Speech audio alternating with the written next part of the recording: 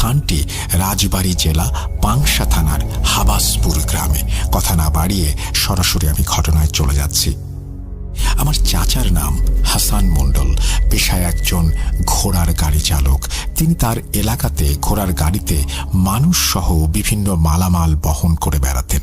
তিনি ছোটবেলা থেকে অনেক সাহসী আর দুরন্ত স্বভাবের মানুষ ছিলেন। আমি আমার চাচার ভাষায় বলছি।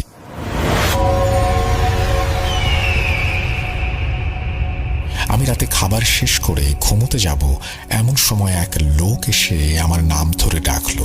আমি ঘর থেকে বেরিয়ে এলে তিনি আমাকে বললেন, কাল আমার ছেলের বিয়ে, আপনাকে বরযাত্রী হয়ে কনে বাড়িতে যেতে হবে। ভাড়ার কথা ভাববেন না, আমি পুষিয়ে দেব। শুনে খুব খুশি হলাম, কিন্তু আমি লোকটিকে এর আগে কখনো দেখিনি। এই প্রথম লোকটাকে দেখলাম। চিনি বলেও মনে হচ্ছে না। আমি এসব ভাবতে ভাবতে তিনি বললেন, কি হলো, যাবেন? কোনো কিছু না ভেবে, অর্থাৎ ৭-৫ না ভেবেই বললাম, যাব। লোকটি আমাকে বললেন, ঠিক আছে, তাহলে আপনি রেডি হয়ে থাকবেন, কাল এসে আমি আপনাকে নিয়ে যাব। এই বলে লোকটা চলে গেলেন। আমি তাকে বিদায় জানিয়ে বিশ্রাম করার জন্য ঘরে এলাম।